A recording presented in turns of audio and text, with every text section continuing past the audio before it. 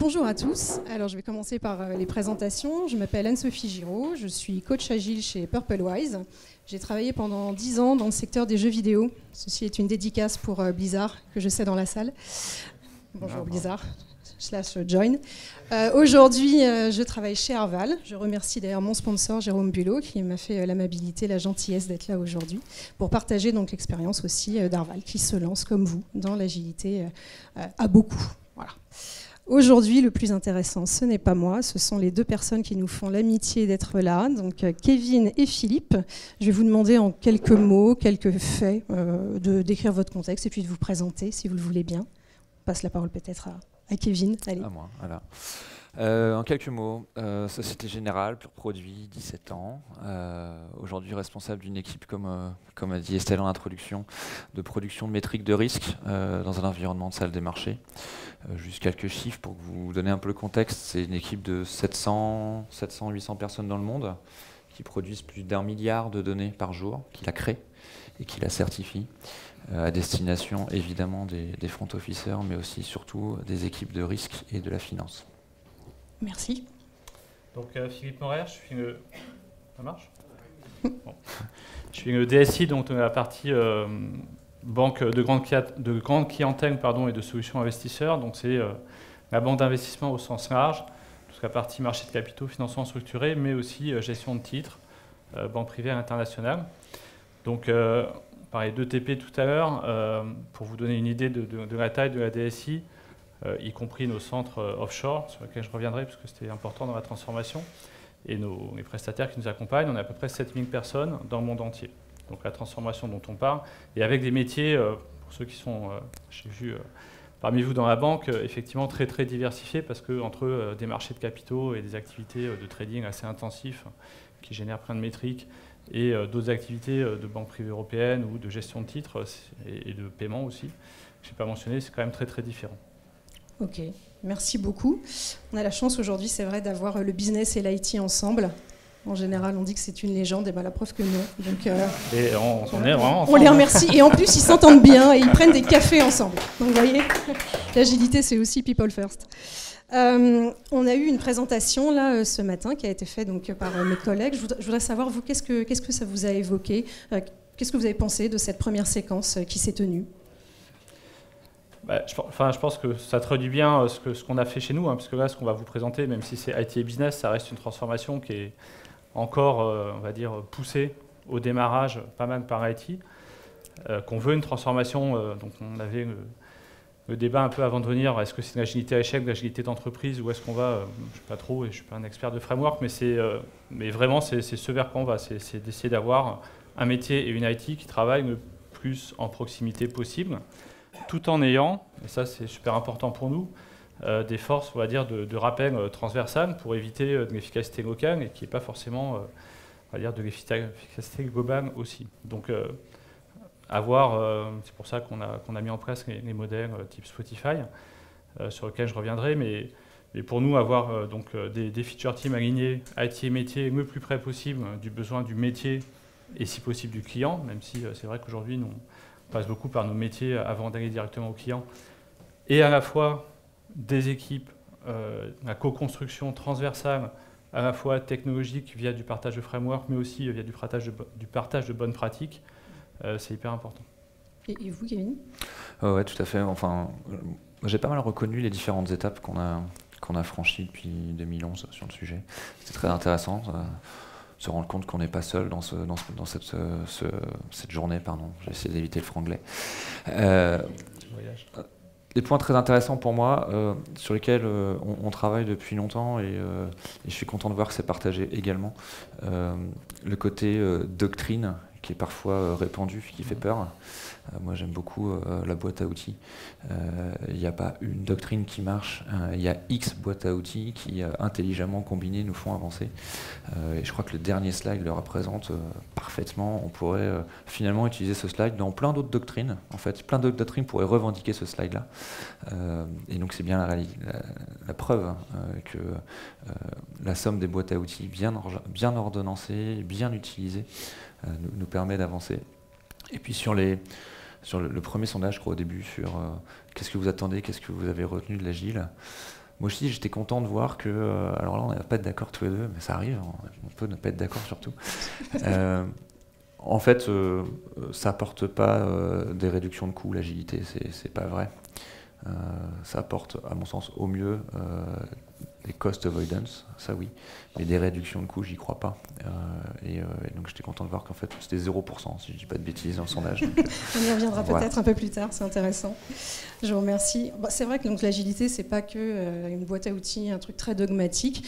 Du coup, moi j'ai une première question pour vous, Philippe. Quand on parle d'agilité au sens large, c'est quoi votre premier souvenir d'agilité? Comment vous êtes tombé dedans en fait? Alors, comme vous le voyez, je vais reprendre les images de tout à l'heure, je suis tombé dedans quand j'étais petit. C'est pas tout à fait vrai au niveau des cheveux, vous voyez.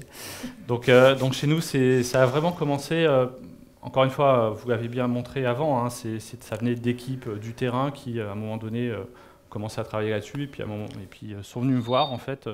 Je me souviens d'un moment en 2011, où effectivement, quelques-uns, ou peut-être 2 ou 3 de mes managers étaient venus me voir en disant « Tiens Philippe, on veut vraiment te montrer ce qu'on arrive à faire ».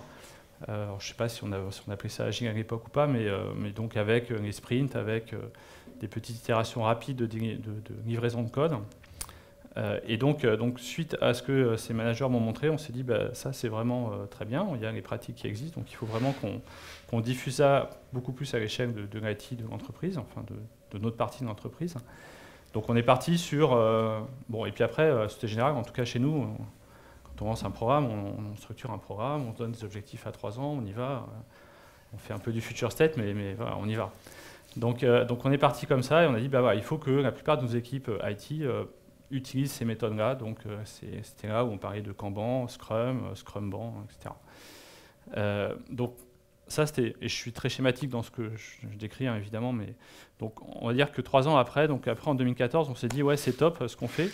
Le gros problème, c'est qu'en fait, il y a un des éléments qui est hyper important qu'on n'atteint pas du tout, c'est la livraison en production. Donc on arrive à livrer du code beaucoup plus rapidement, toutes les 2-3 semaines dans nos sprints. On a des rétros avec le métier, donc on a du feedback, ça c'est bien.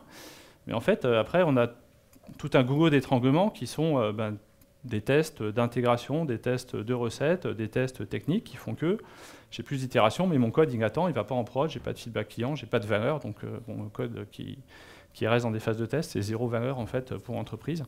Et donc c'est là où on a été chercher plus le DevOps, c'est ce qu'on a appelé Continuous Delivery, donc mise en place d'une pratique et d'outils, on va dire d'une chaîne logicielle, une chaîne de montage la plus automatique possible, du requirement, du besoin métier à la sortie en production.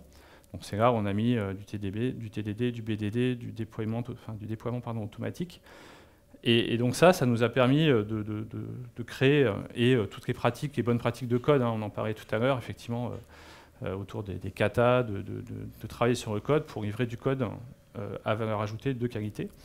Donc ça nous a permis d'aller jusqu'à la production. Donc là, on était agile, on était bien content. Donc à fin 2016, on avait à peu près la moitié de mes équipes qui avaient réussi à améliorer significativement le time to market d'applications majeures. J'ai certaines applications utilisées par mon ami Kevin, qui sont des applications legacy, qui ont des millions de lignes de code, et qui sont passées de release majeure de 13 à 3 semaines. Donc il y avait aussi toute la partie infrastructure dont on n'a pas parlé, mais un point peut-être aussi très important pour moi et pour nous, c'est qu'en fait, cette transformation agile, ce n'est pas une transformation isolée, c'est une transformation qu'on fait avec toute la partie open architecture, donc découpler les API, les services métiers, faire des microservices, les interfaces, et toute la partie infrastructure et le cloud. Et je pense que ces 3 transfos se renforcent vraiment, et que l'une sans l'autre, ça ne marche pas vraiment. Donc ça nous a permis d'aller plus vite. Mais on restait toujours dans des silos applicatifs, et donc nos métiers nous disaient, c'est sympa, l'appli X, elle livre plus vite, mais je n'ai pas l'appli Y, et donc à la fin, je n'ai pas vraiment mon besoin. Et donc c'est là qu'en 2017, on a pivoté. Déjà, j'ai réorganisé mes équipes, donc j'ai réintégré, en termes d'organisation, je dirais que ce n'est pas indispensable, mais c'est un facilitateur, des équipes qui étaient à côté, qui s'occupaient du support niveau 2 de production dans les équipes opérationnelles. J'ai aussi, côté marché de capitaux, mis les équipes IT Front avec les équipes IT Back pour s'aligner plus facilement, on va dire, sur les chaînes de valeur métier. Et donc c'est là, l'année dernière, où on a commencé à parler de, on va dire, le voyage vers l'agilité à l'échelle, qui est comment je pivote d'application à chaîne de valeur métier, donc les feature teams dans les tribus, tout en gardant et en renforçant les pratiques transversales, et aussi en essayant d'adresser, on y reviendra peut-être, sur les pratiques de l'entreprise autour de l'IT. On va avoir l'occasion de reparler en effet d'agilité à l'échelle, notamment avec vous, Philippe. Du coup, vous avez évoqué le lien avec le métier. Donc, je vous pose la question à vous, Kevin, qui dirigeait quand même beaucoup d'équipes métiers. Comment est-ce que la culture et les pratiques agiles se sont, entre guillemets, imposées, si j'ose dire, à vous? Alors moi c'est arrivé en 2011. Alors j'étais pas sur ce job-là. À l'époque, j'étais CEO sur les métiers fixed income. Les gens dans la salle là qui étaient pas très loin. Et en fait, on avait un problème. On avait un système d'information à transformer complètement parce qu'il répondait plus du tout aux besoins. Donc il fallait faire quelque chose massif. On avait une contrainte réglementaire, donc une hard deadline courte. Donc il fallait qu'on soit rapide. Et on sortait d'un projet qui était un désastre. C'est-à-dire qu'on avait un projet gros, qui avait duré 2 ans et demi, et qui avait fini par livrer quelque chose qui répondait absolument pas aux besoins des traders. En rien, ou quasi rien. Bon. Vous avez vu, on est super transparent. Donc, c'est le but du jeu. Et donc, quelque part, trouver la solution, et c'est comme ça que je suis arrivé dans l'agile. Quelque part, je cochais toutes mes cases. Je rapprochais l'utilisateur final, en l'occurrence le trader, du développeur. Accessoirement, je motivais les développeurs qui enfin comprenaient pourquoi ils bossaient. Donc on pouvait les recruter plus facilement. Je m'assurais au quotidien que je livrais, et donc j'évitais cet effet tunnel catastrophique. Je rappelle que j'avais une hard deadline. L'effet tunnel, si j'étais parti dans un effet tunnel, je serais arrivé 2 semaines avant la hard deadline. Donc je jouais au poker, quoi. Et quelque part, je m'assurais qu'on allait livrer ou être capable de pivoter parce que contraintes réglementaires, alors il y a quelques personnes ici qui travaillent dans la banque, elles sont rarement complètement figées. Elles peuvent être mouvantes, y compris après la date de mise en œuvre. Donc voilà, je cochais toutes les cases. Donc ça, c'était en 2011. Et puis en 2012, on s'est rendu compte, donc toujours sur la même typologie de job, que finalement les cycles avec lesquels on gérait nos projets, nos portefeuilles projets n'étaient plus du tout adaptés. Historiquement, dans la banque, on a un cycle annuel qui va avec le budget, pour faire simple. Or, les cycles, notamment en salle des marchés, se rapprochent plus du semestre, voire du trimestre. On essaye de ne pas descendre en dessous, c'est parfois un petit peu compliqué. Et du coup, il fallait qu'on revoie complètement la gestion de notre portefeuille projet. Ce qui était compliqué, parce que c'est plusieurs grosses dizaines de millions d'euros sur l'année. On n'a pas le droit de donner de chiffres, mais bon, voilà, vous pouvez imaginer. Et du coup, la question, c'était comment on fait pivoter le management sur l'allocation des priorités. Et une fois qu'on a fait pivoter le management, comment on arrive à faire le lien avec les équipes derrière, puisque évidemment, les projets en salle des marchés, c'est 85 à 90% de l'informatique. Et donc on travaillait avec les équipes de Philippe, et c'est comme ça qu'on est arrivé jusqu'en 2015 avec la moitié des équipes. Et en phase d'activité de marché, je pense que vous n'êtes pas loin de 80 ou 85% des équipes qui fonctionnaient en agile. Et puis pour aller au bout, on s'est rendu compte que ça marchait très bien localement sur quelques équipes, en face de quelques applications. Qu'ensuite, il y avait la strate managériale qui gérait pas trop mal le portefeuille projet. Et on s'est rendu compte qu'il nous manquait quelque chose autour des process, du reste des équipes de production. Et là, c'est dans ce cadre-là que Agile at Scale nous apporte aujourd'hui, commence à nous apporter aujourd'hui les bénéfices escomptés. Ok, mais du coup, la transition est parfaite. On parle d'Agile at Scale, donc on parle d'un framework. Est-ce que, je me tourne vers vous, Philippe, est-ce qu'aujourd'hui, vous considérez que vous utilisez un framework du marché ou est-ce que vous en avez adapté un? Si oui, comment? Alors, j'ai appris beaucoup de choses ce matin sur les frameworks. J'ai quand même des équipes qui maîtrisent mieux le sujet que moi sur les frameworks. Mais donc, j'ai parlé un peu de Spotify. Donc, encore une fois, donc on est parti avec qu'est-ce qu'on voulait faire. Et tout comme disait Kevin et comme on présentait avant, il y a la boîte à outils de ce qui existe. Et donc, par rapport à notre culture, notre stratégie d'entreprise, je dirais aussi un peu la vitesse à laquelle on veut aller. Encore une fois, on s'est donné ça peut être une vitesse assez rapide pour vraiment transformer l'IT de cette partie de la banque d'ici 2 ans, et donc les métiers autour de l'IT et certains des process autour de l'IT. Et donc c'est pour ça qu'on a choisi de réorganiser les équipes, alors plutôt on va dire sur du Spotify, en tout cas les notions de tribu, avec les product owners, les feature teams, donc alignés sur la chaîne de valeur produit versus application, parce qu'on était dans un monde très applicatif. Donc, passer d'une application qui sert N métier à une chaîne de valeur et une feature team qui traverse ou qui touche à plusieurs applications pour un besoin d'un métier. Métier étant au sens large, hein, autant les risques, le front office, que les opérations, que la finance. Et, je l'ai dit tout à l'heure un petit peu, toutes ces pratiques transversales qui étaient hyper importantes. J'avais cassé mon organisation, donc je voulais absolument que les équipes, enfin les pratiques de production, de test, qu'on avait mis 10 ans à construire et qui étaient hyper fortes, soient bien maintenues et maintenues dans un mode co-création, donc utilisant les gens qui sont dans les tribus pour aider à garder les frameworks, garder les pratiques. Et puis j'ai parlé de transformation digitale qu'on doit accélérer, donc ça c'est, encore une fois, de manière schématique, pas mal de frameworks qui sont développés en centrale et qu'on veut vraiment déployer dans toutes les équipes. Et quelque part, pour moi, c'est peut-être cette partie la plus... Et donc c'est pour ça qu'on insiste sur le management horizontal dans les chapitres, qu'on a mis en place pas uniquement des guilds, mais aussi des ligues, parce que c'était général, sponsorise le rugby, on aime bien le foot aussi, donc on s'est inspiré de la Champions League. Donc les ligues, c'est quoi? C'est des guilds obligatoires. Donc à l'échelle de l'IT, l'architecture et justement les pratiques de production et les pratiques de test sont obligatoires. Et donc, voilà, on a des ligues qui renforcent ces pratiques. Et pour moi, pour moi et pour nous, hein, en termes d'opportunités, c'est aussi une fabuleuse opportunité de déciloter des équipes qui étaient très, très alignées de leur métier, mais finalement, des bouts de code techniques à partager entre une IT X, une IT Y, on ne faisait pas assez avant. Et donc, ces pratiques transversales, open source, inner source, qu'on pousse aussi à mort, qui se renforcent avec les API, font que voilà, je simplifiais et avoir cette logique de co-développement, d'open source en interne, que ces pratiques transversales apportent vraiment. Donc, modèle pas mal Spotify. Et pour finir, on a parlé sur les projets. On fait aussi des gros projets avec des impacts réglementaires ou pas chez nous. Donc, c'est là où on utilise Safe et les trains Safe pour synchroniser les deliveries entre N feature team de X tribus. Donc, on n'en fait pas beaucoup. Hein, à l'échelle de la DSI, aujourd'hui, on a 5-6 trains Safe qui tournent.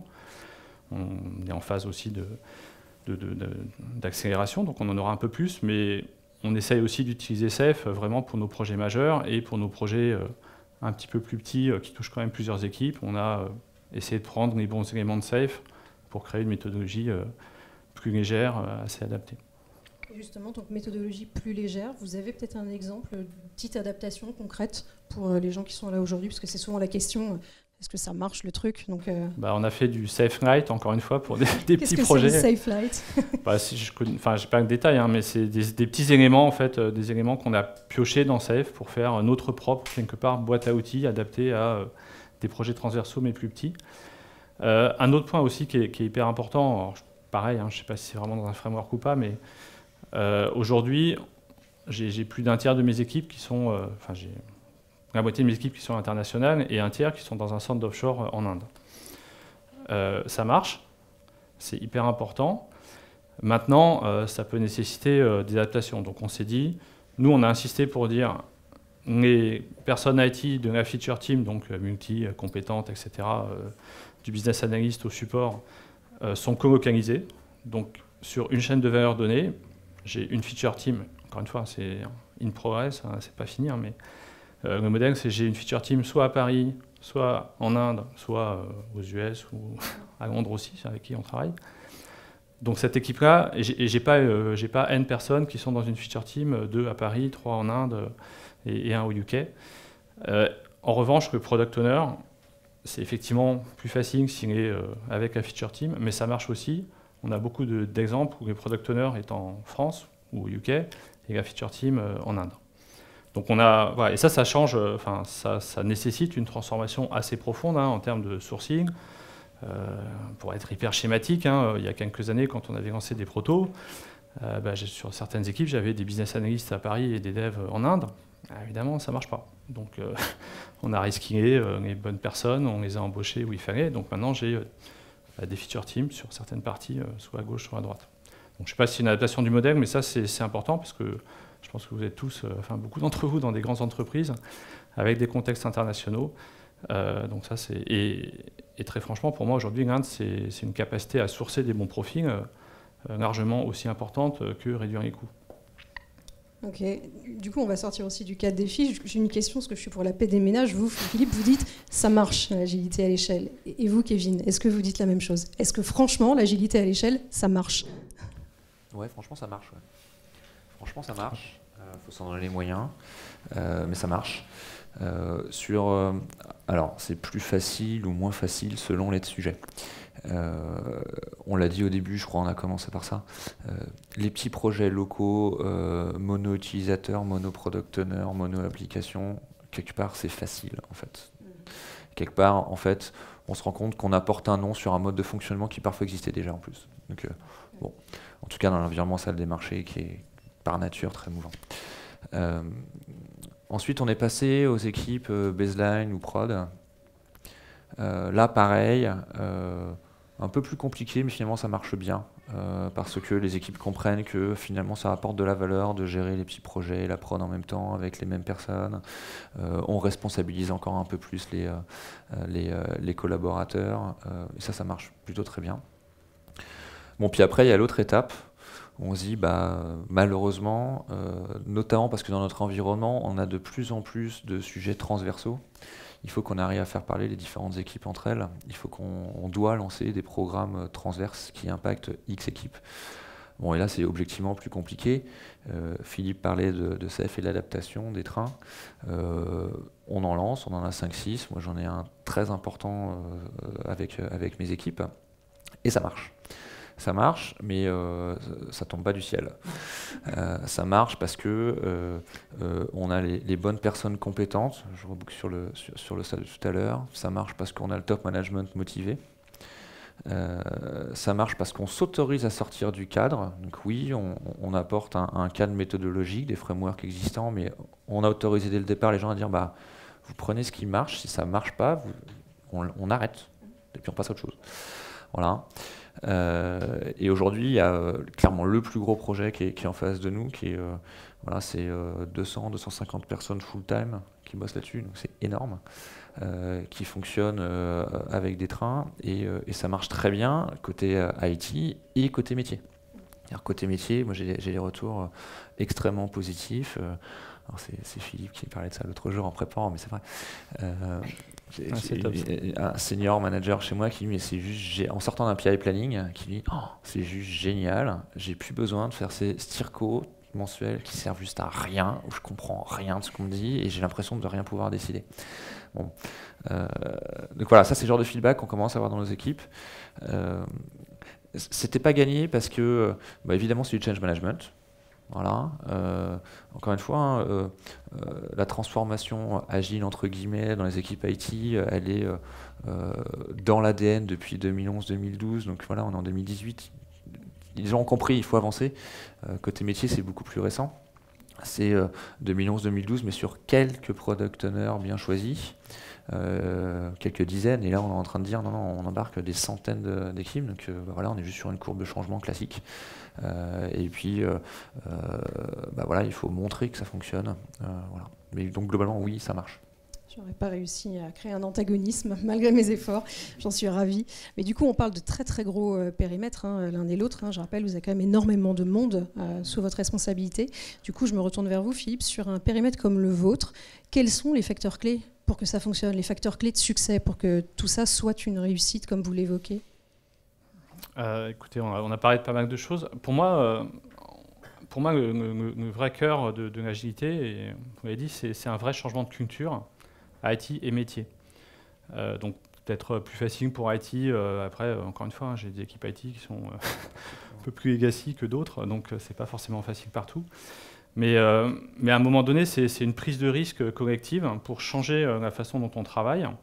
Parce que, encore une fois, la transformation, il n'y a pas de retour arrière. On est obligé que ça marche. C'est pas j'essaie que ça marche mieux qu'avant, on espère. Et donc, il y a cette volonté. Enfin, c'est pour ça que le sponsorship du top management est si important. Je dirais, nous, on a plutôt drivé au départ top management, CIO, puis CO, mais voilà, ça y est, on a notre patron métier qui est complètement embarqué maintenant, donc ça aide beaucoup. Et c'est pas forcément comme ça qu'on a commencé. Peut-être pas forcément un facteur clé de succès, mais c'est juste pour témoigner aussi de quelque chose qu'on n'a pas forcément bien pris dès le début. Quand on a mis en place notre modèle Spotify dont je parlais, ou tribu, on a commencé à se dire, bon, bah, super, on a une tribu, on commence à découper, on identifie les chaînes de valeur, les PO. Sauf qu'en fait, en faisant ça, on n'a pas embarqué ce qu'on a appelé une Product Management Team, c'est-à-dire les métiers en face du Tribe Manager, donc les chefs des PO, les middle management de métier, qui doit définir la vision de toute la tribu et qui doit participer évidemment, voire influencer fortement le découpage en chaîne de valeur. Donc c'est ce qu'on a corrigé après. Donc maintenant, chaque fois qu'on embarque une nouvelle, on va dire un domaine métier et une tribu ou plusieurs tribus IT en même temps, on commence par top management métier. Donc avoir un sponsorship, un buy-in du top management, c'est important, il faut aller le chercher, donc c'est itératif. Parce que comme on l'a dit, j'ai d'autres témoignages, à un moment donné maintenant dans les équipes, quand ça marche le mieux, c'est l'IT qui parle du métier et le métier qui parle de l'IT. On partage les mêmes indicateurs, ça aussi c'est un facteur clé de succès, mais ça vient petit à petit dans la transformation, hein, vous l'avez tous vécu, ça crée de la confiance, ça crée de la transparence, et une fois qu'on a cette confiance et cette transparence, on partage tous le même sens pour nos équipes, donc besoin du client, capacité à livrer le bon produit au bon timing, créer de l'innovation. On partage les mêmes problèmes. Et maintenant, on avait peur au début quand j'ai cassé mes équipes de production en disant « ouais, mais attention, il y a de la backlog sur du run, sur de la maintenance, sur du monitoring. Demain, est-ce que le product owner métier va continuer à favoriser ça ?» Globalement, ça marche bien. C'est-à-dire qu'on a fait prendre conscience au métier de l'importance de ça, on partage tout, et donc maintenant j'ai des métiers qui des fois disent, bon ben là, le prochain sprint, ok, la dette technique s'est dégradée, j'ai des problèmes d'obsolescence, il faut que je les adresse, et donc je passe l'équipe sur peut-être 100% même de dette technique sur un sprint. Donc cette co-création IT métier, l'implication du top management hyper importante, et peut-être pour finir, avoir une structure programme forte, parce que, encore une fois, qui s'appuie sur un sponsorship fort, parce qu'au départ, au démarrage, ça ne marche pas forcément comme on voulait. Quand on a commencé à créer nos chaînes de valeur, pendant les 2-3 premiers mois, la prédictabilité baisse, on livre un peu moins vite parce que les gens commencent à se former, apprennent, etc. Et donc, c'est important de renforcer ces mécanismes. Et du coup, donc, au regard de ce que dit Philippe, et puis au regard du thème aujourd'hui du Tech for Exec, qui est quand même l'entreprise, donc l'agilité à l'échelle, donc l'entreprise agile derrière. Est-ce que vous, Kevin, vous diriez aujourd'hui, décidément c'est toujours les questions provoquent pour vous, que la Société Générale est globalement une entreprise agile et si c'est pas le cas, est-ce que c'est souhaitable, est-ce que c'est réalisable selon vous? C'est pas enregistré, ça reste entre nous, contexte de bienveillance. Non, c'est vrai, il n'y a pas de caméra du tout. Ça se tentait. Ça se tentait.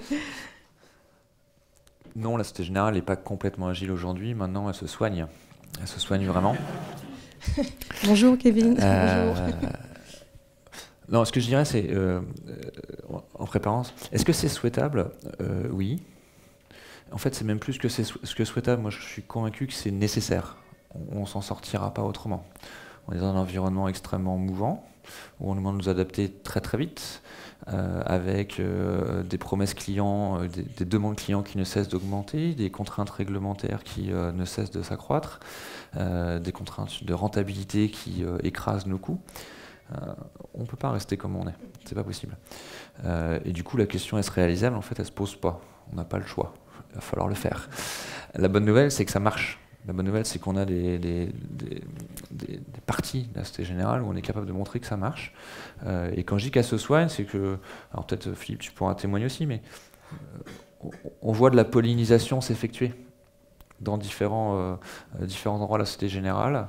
Je pense qu'on a commencé assez tôt par rapport au groupe, et aujourd'hui on voit chez ASU, dans le réseau, chez ALD, enfin voilà, on voit toutes ces bonnes pratiques se polliniser. On n'y est pas encore. Comme le disait Philippe, hein, pour faire un parallèle avec notre parcours, c'est venu du CIO, des CEO, puis on a maintenant embarqué le CIO. Bon, c'est un peu la même histoire pour tout le reste du groupe Société Générale. Faut arriver à aller cranter le dernier cercle là. Et je pense que quand on l'aura cranté, on aura gagné. Du coup, ça fait partie des derniers cercles, des dernières étapes pour essayer d'ancrer encore les pratiques, la culture agile. La question s'adresse à vous deux finalement. C'est quoi les next steps pour aller du coup encore plus loin, puisque reculer c'est se perdre. Alors comment on avance? Ouais, mais c'est. Peut-être deux points rapides pour moi. Donc, juste pour témoigner de l'impact sur les process au dehors, enfin transversaux, l'année prochaine, on va passer en mode gestion de projet, run et change, enfin gestion IT, run et change par tribu, par PMT, ce qu'on n'a jamais fait jusqu'à maintenant. Aujourd'hui, on avait une gestion du budget d'investissement qui tournait très vite, mais qui était quand même hyper top-down. Donc dans mes équipes, jusqu'à maintenant, il y avait certaines équipes qui m'ont dit « Philippe, si j'écoute, surtout sur les équipes un peu cœur référentielles, hein, si j'écoute mon donneur d'ordre 1, 2 et 3, je prends 2 prestats cette semaine et puis je les sors la semaine prochaine, c'est débile. » Donc, bon, on essaie d'être un peu plus intelligent que ça, mais donc là, on va essayer d'aligner vraiment nos process de décision de la stratégie à l'opérationnel pour tenir compte de ces modes de travail agiles et pour les simplifier et les fluidifier. Donc c'est quelque chose qu'on commence à mettre en place et qui devrait être opérationnel pour l'année prochaine. Donc ça, j'y crois beaucoup. Et puis des prototypes ou des pilotes plutôt qu'on lance, c'est est-ce qu'on peut avoir des feature teams qui combinent des compétences non pure IT, en plus du product owner, donc avec des personnes des opérations, voire des personnes du métier, pour créer encore plus de valeur, encore plus d'alignement client que ce qu'on a aujourd'hui.